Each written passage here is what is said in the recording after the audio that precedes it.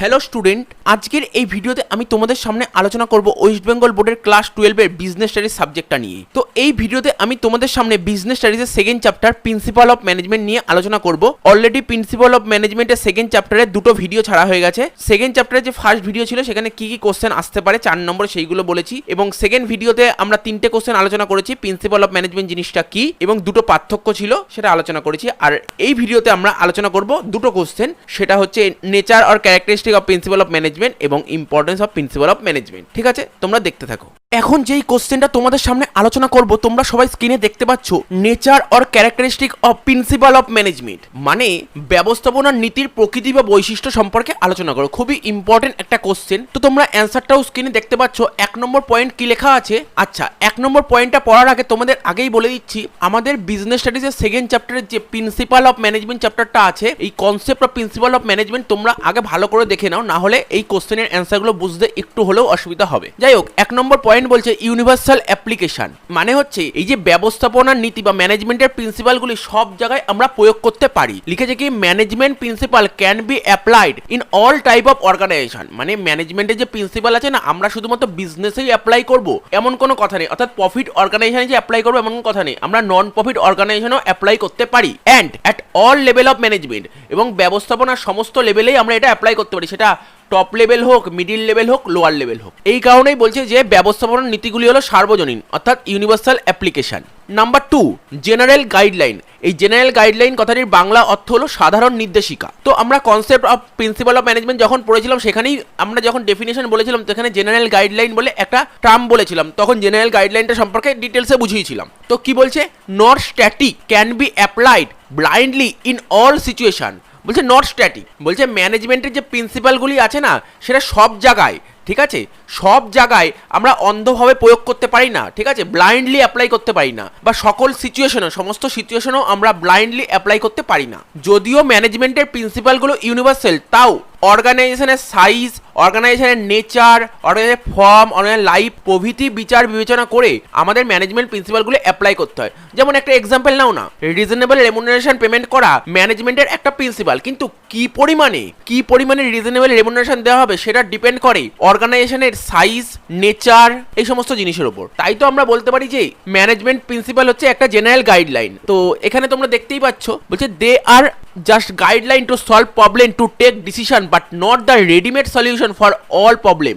মানে management principle হচ্ছে একটা গাইডলাইন দেয় আমাদের, আমরা যদি কোনো প্রবলেমে পড়ি সেই প্রবলেম থেকে আমরা কি করে উতরাবো, ঠিক আছে, সেই প্রবলেমটা কি করে সলভ করব, ঠিক আছে, সেই সম্পর্কে একটা গাইডলাইন দেয় বা সেই ব্যাপারে সিদ্ধান্ত নিতে আমাদের সাহায্য করে। কিন্তু এটা কোনো পার্মানেন্ট সলিউশন বা রেডিমেড সলিউশন নয় যে এই প্রবলেম হলে এই প্রিন্সিপালটা অ্যাপ্লাই করলেই আমার প্রবলেমটা সলভ হয়ে যাবে। তা আশা করি ব্যাপারটা বুঝতে পেরেছো। Number 3, formed by practice and experiment. এই যে ম্যানেজমেন্টের প্রিন্সিপালগুলো তৈরি হয়েছে না, ম্যানেজমেন্টের প্রিন্সিপালগুলো তৈরি হয়েছে ম্যানেজমেন্ট এক্সপার্টদের অনেক দিন ধরে রিসার্চ করার ফলেই এই ম্যানেজমেন্টের প্রিন্সিপালগুলো তৈরি হয়েছে। তোমরা ভেবো না ম্যানেজমেন্টের প্রিন্সিপালগুলো রাতারাত, মানে একদিনেই তৈরি হয়ে গেছে। তাই তো বলছে নট ডেভেলপ ওভারনাইট, মানে একদিনেই ম্যানেজমেন্টের প্রিন্সিপালগুলো তৈরি হয়নি। তারপর কি বলছে, develop after deep research work, proper observation and experiment. বলছে বহুদিন ধরে অবজারভেশন এক্সপেরিমেন্ট, ঠিক আছে, বহুদিন ধরে অবজারভেশন এক্সপেরিমেন্টের করার পরেই এই ম্যানেজমেন্টের প্রিন্সিপালগুলো তৈরি হয়েছে। তাই তো বলছে ডিপ রিসার্চ ওয়ার্ক করতে হয়েছে, ম্যানেজমেন্টের প্রিন্সিপালগুলো তৈরি করতে গিয়ে ডিপ রিসার্চ করতে হয়েছে,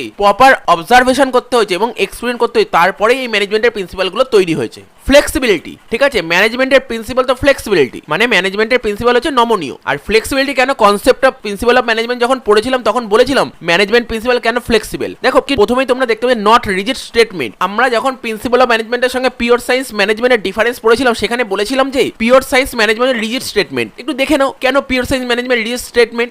আমরা যখন অ্যালজেব্রা করতাম, দেখো অ্যালজেব্রাতে বেশ কিছু ফর্মুলা ছিল, আমি আগের দিন বলছিলাম, তো সেই ফর্মুলাগুলো অ্যালজেব্রা পার্টিকুলার যেই অঙ্কগুলো, ওই অঙ্কগুলোতেই আমি অ্যাপ্লাই করতে পারবো, এমন না যে আমি আমার ইচ্ছা মতন ফর্মুলা চেঞ্জ করতে পারবো, ঠিক আছে। তো এই জন্য বলেছিল রিজিড। কিন্তু ম্যানেজমেন্ট প্রিন্সিপাল কি, আমার যখন যা দরকার অ্যাপ্রোপ্রিয়েট প্লেসে সেই নীতিটা আমরা অ্যাপ্লাই করার চেষ্টা করবো, বা নীতিটাকে আমরা চেঞ্জও করতে পারি। তো বলছে can be modified by manager according to different situation and requirement of company. এই ম্যানেজমেন্টের প্রিন্সিপালটা মডিফাই কে করতে পারে? ম্যানেজার করতে পারবে অ্যাকর্ডিং টু ডিফারেন্ট সিচুয়েশন, মানে যখন যখন যেমন সিচুয়েশন আসবে তখন যদি দরকার হয় তাহলে ম্যানেজমেন্ট প্রিন্সিপালটাও চেঞ্জ করতে পারবে। আর আমরা তো জানি আমাদের যে ম্যানেজমেন্ট বা আমরা যে বিজনেসটা করি আমরা একটা সমাজে করি, ঠিক আছে? তো আর এই সোসাইটি সবসময় চেঞ্জ হতে থাকে, তাই এই ডিফারেন্ট সিচুয়েশনে, ঠিক আছে, এই ডিফারেন্ট সিচুয়েশনে কখনোই ম্যানেজমেন্ট প্রিন্সিপাল অনমনীয় হতে পারে না, ঠিক আছে? তাই এই ডিফারেন্ট সিচুয়েশনে ম্যানেজমেন্ট প্রিন্সিপাল কখনোই অনমনীয় হতে পারে না। তাই ম্যানেজমেন্ট প্রিন্সিপালকে ফ্লেক্সিবল হতে হয় যাতে এই পরিস্থিতির সঙ্গে মানিয়ে নিতে পারে, ঠিক আছে? পরিস্থিতির সঙ্গে মানিয়ে নিয়ে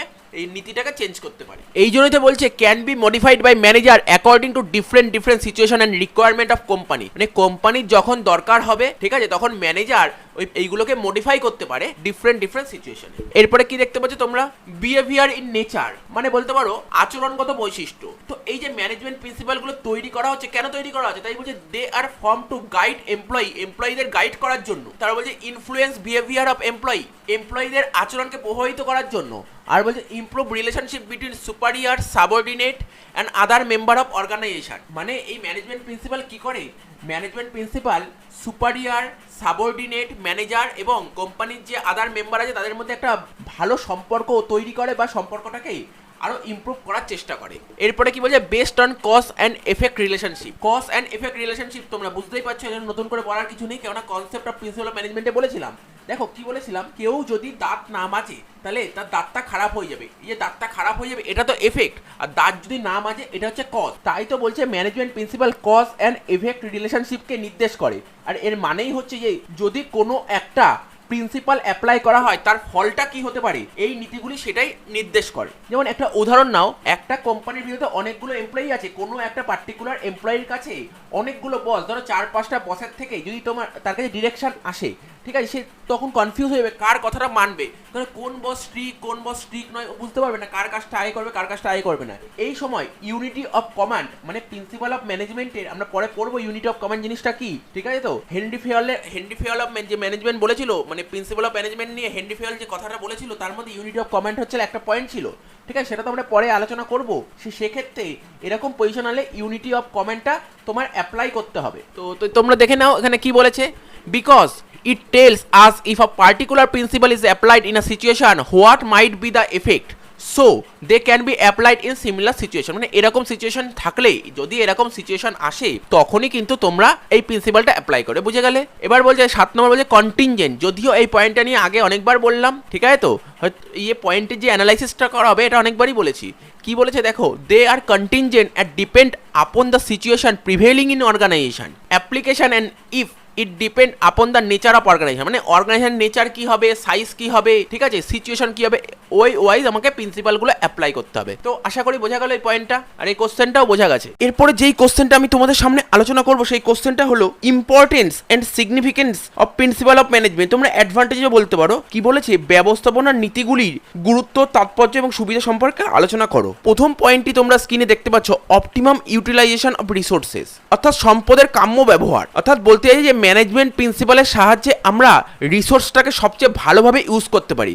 এখন আমরা দেখে নেব ম্যানেজমেন্ট প্রিন্সিপালের সাহায্যে আমরা কিভাবে রিসোর্সটাকে সবচেয়ে ভালোভাবে ইউটিলাইজ করতে পারি। তো তোমরা তো দেখতেই পাচ্ছ স্ক্রিনে কি বলছে, ম্যানেজমেন্ট প্রিন্সিপাল ইনসিস্ট অন, মানে ম্যানেজমেন্ট প্রিন্সিপাল কোন কোন বিষয়ের উপর জোর দিচ্ছে। এক তো দেখতে পাচ্ছ তোমরা প্ল্যান্ড অ্যাক্টিভিটিস, তো যেরকম প্ল্যান করা হয়েছে সেরকম অনুযায়ী কাজকর্ম হবে, ঠিক আছে? তারপর বলছে orderly arrangement of man and ম্যাটেরিয়ালকে অর্ডারলি অ্যারেঞ্জ করা হবে। আর বলছে coordinate physical, financial and human resources, physical resources, financial resources এবং হিউম্যান রিসোর্সের মধ্যে কোঅর্ডিনেট করবে। আর এই সমস্ত কাজ যদি ঠিকঠাকভাবে হয়ে থাকে তাহলে টাইম ওয়েস্ট হবে না, রিসোর্সও ওয়েস্ট হবে না। তাহলে প্রথম পয়েন্টটা আশা করি তোমরা বুঝতে পেরেছো। এরপরে 2 নম্বর পয়েন্টে তোমরা স্ক্রিনে দেখতে পাচ্ছ কি লেখা আছে, মিটিং চেঞ্জিং এনভায়রনমেন্ট রিকোয়ারমেন্ট। দেখো প্রতিটা বিজনেসই না চেঞ্জিং এনভায়রনমেন্টের মধ্যেই তৈরি হয়, ঠিক আছে? যদি কোনো বিজনেস এনভায়রনমেন্ট চেঞ্জ হওয়ার সাথে সাথে নিজেকে খাপ খাওয়াতে না পারে তাহলে সেই বিজনেসটি টিকে থাকতে পারবে না, ঠিক আছে? মানে সার্ভাইভ করতে পারবে না বা তোমার ডেভেলপও করতে পারবে না। এই জন্য কি হয়, হয় প্রত্যেকটা বিজনেসকেই এনভায়রনমেন্ট চেঞ্জ হওয়ার দিকে সজাগ দৃষ্টি রাখতে হবে এবং সেই অনুযায়ী বিজনেসটাকে পরিচালনা করতে হবে। তাই তো বলেছে businessman has to take changes in organisation according to changes takes place in environment. অর্থাৎ এনভায়রনমেন্ট চেঞ্জ হওয়ার সাথে সাথে অর্গানাইজেশনটাকেও চেঞ্জ করতে হবে, আর এই চেঞ্জটা করবে কে? বিজনেসম্যান। তারা বলছে কি so management principal train the managers in, তাই ম্যানেজমেন্ট প্রিন্সিপাল ম্যানেজারকে ট্রেন করে। কিভাবে ট্রেন করে? বলছে implementing changes in right direction. বলছে যে ম্যানেজমেন্ট প্রিন্সিপালটা তুমি ইমপ্লিমেন্ট করতে পারো, কিন্তু প্রয়োজনে তুমি সেই ম্যানেজমেন্ট প্রিন্সিপালটা তুমি চেঞ্জও করতে পারো, অর্থাৎ তুমি মডিফাই করতে পারো, যখন যেরকম দরকার সেই অনুযায়ী তুমি করতে পারো। কোনো একজন এমপ্লয়ি কাজ করতে ডিমোটিভেট হচ্ছে, তাহলে কি ওকে মোটিভেট করতে হবে? কিভাবে মোটিভেট করতে হবে? হয় তুমি তাকে বোনাসও দিতে পারো, বা ওর স্যালারিও বাড়াতে পারো, বা এমনও হতে পারে ওর সঙ্গে ভালো ব্যবহার করতে পারো, এরকম হতে পারে। আর কি বলে যে provide guideline so that manager can modify this principle according to situation prevailing in organisation. Management principle ম্যানেজারকে গাইডলাইন প্রোভাইড করেছে, ঠিক আছে, যেই গাইডলাইন প্রোভাইড করেছে সেই গাইডলাইন ওয়াইজে ওকে কাজ করতে হবে, এরকম কোনো কথা নেই, ঠিক আছে। প্রয়োজনে এনভায়রনমেন্ট চেঞ্জ হওয়ার সাথে সাথে ও প্রিন্সিপালটাও চেঞ্জ করতে পারে, সিচুয়েশন ওয়াইজ ও এটাকে চেঞ্জ করতে পারে। এটাই বলে যে meeting changing in environment requirement. এরপরে 3 নম্বর পয়েন্টটা কি দেখতে পাচ্ছি?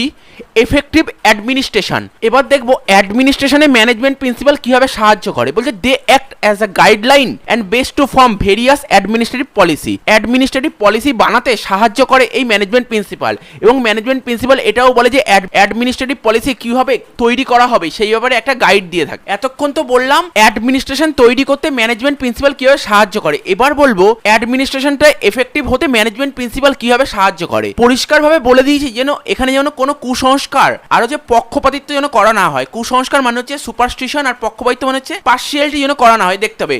এর উদাহরণ যদি আমরা বলি স্কেলার চেন।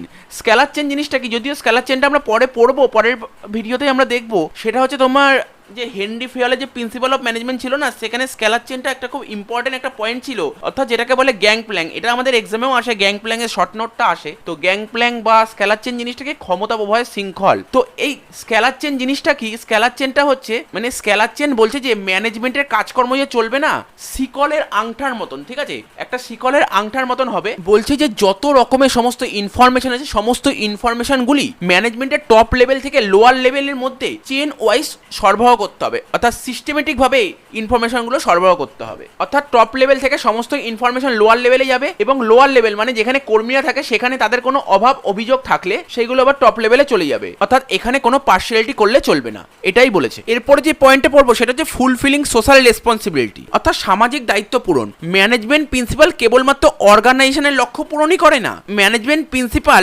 ম্যানেজারকে বলে যে সোশ্যাল রেসপন্সিবিলিটির দিকেও যাতে তোমরা জোর দাও, ঠিক আছে। যেমন ধরো এখানে কি লিখেছে, business makes use of resources of society so it must do something for society also. মানে কোনো অর্গানাইজেশন সোসাইটির রিসোর্সগুলো ইউজ করছে, ঠিক আছে, সোসাইটির রিসোর্স মানে ধরো লেবার ইউজ করছে, ল্যান্ড, মেশিনারি এইসব ইউজ করছে, তার মানে অর্গানাইজেশনের তো কিছু একটা রেসপন্সিবিলিটি আছে সোসাইটির জন্য কিছু একটা করা। তো কি বলছে, so this principal guide manager to perform social responsibility. For example principal of remuneration. বলছে এই প্রিন্সিপালটা কি বলছে, এমপ্লয়ীদের যে রেমুনারেশনটা দেবে না সেটা হচ্ছে অ্যাডিকুয়েট এবং ফেয়ার দিতে হবে, ঠিক আছে, বা যেটা বলতে পারো তুমি রিজনেবল দিতে হবে, এবং রেমুনারেশনের পরিমাণটা এরকম ভাবেই ঠিক করা উচিত যাতে অর্গানাইজেশনের এমপ্লয়ি এবং ওনার উভয় সন্তুষ্ট থাকে। আর এই নীতি যদি ঠিকঠাকভাবে ফলো করি তাহলে তার ফলটা কি পাবো, এই নীতি যদি ঠিকঠাকভাবে ফলো করি তাহলে এমপ্লয়িরা অ্যাডিকুয়েট রেমুনারেশন পাবে, এমপ্লয়িরা এনকারেজ হবে, ঠিক আছে, তো অর্গানাইজেশনের ভিতরে এনভায়রনমেন্টটা ঠিকঠাক হবে এবং এমপ্লয়ি এবং এমপ্লয়ের মধ্যে একটা ভালো রিলেশন তৈরি হবে। আর এই নীতি যদি ঠিকঠাক করে ফলো না করি তাহলে কি হবে,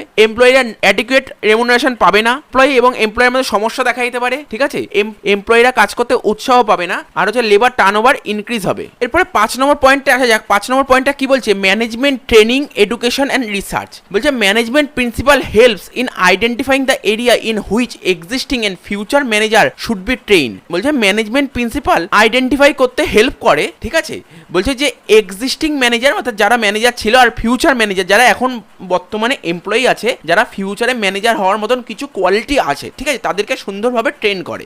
আর কি বলছে, they also provide basis of future research. যে ম্যানেজমেন্টে যে প্রিন্সিপালগুলো আছে ম্যানেজারদের বলছে এইগুলো ভালো করে রিড করে নাও, এইগুলো ভালো করে জেনে নাও, জেনে তারপর এটাকে রিসার্চ করতে বলছে, ঠিক আছে, এইসব বিষয়ে ম্যানেজমেন্ট প্রিন্সিপাল সাহায্য। এরপরে 6 নম্বর বলছে কি, provide manager with useful insight into reality. বলছে they act as guideline for manager to take right decision at right time. বলছে যে ম্যানেজমেন্ট প্রিন্সিপাল ম্যানেজারদের রাইট টাইমে রাইট প্লেসে রাইট ডিসিশন নিতে সাহায্য করে। তারা বলছে improve knowledge ability and understanding of manager under various managery managerial situation. বলছে যে ম্যানেজমেন্টের এই প্রিন্সিপালগুলি ম্যানেজারদের নলেজ, এবিলিটি এবং ধারণা শক্তির উন্নতি ঘটে। তো ম্যানেজমেন্ট প্রিন্সিপালের লাস্ট পয়েন্টে আসা যাক। লাস্ট পয়েন্টটা দেখতে পাচ্ছি আমরা সাইন্টিফিক ডিসিশন।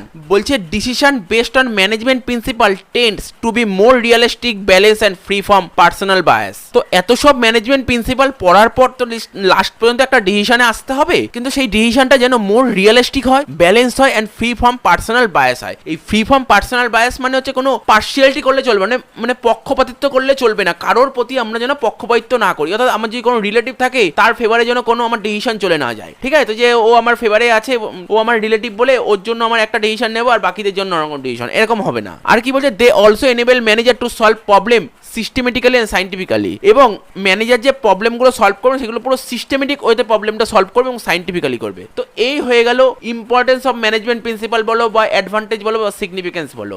ঠিক আছে, তো এই ভিডিওতে আমি দুটো কোশ্চেন আলোচনা করলাম। একটা বললাম nature and characteristic of principle of management, আর বললাম importance of principle of management.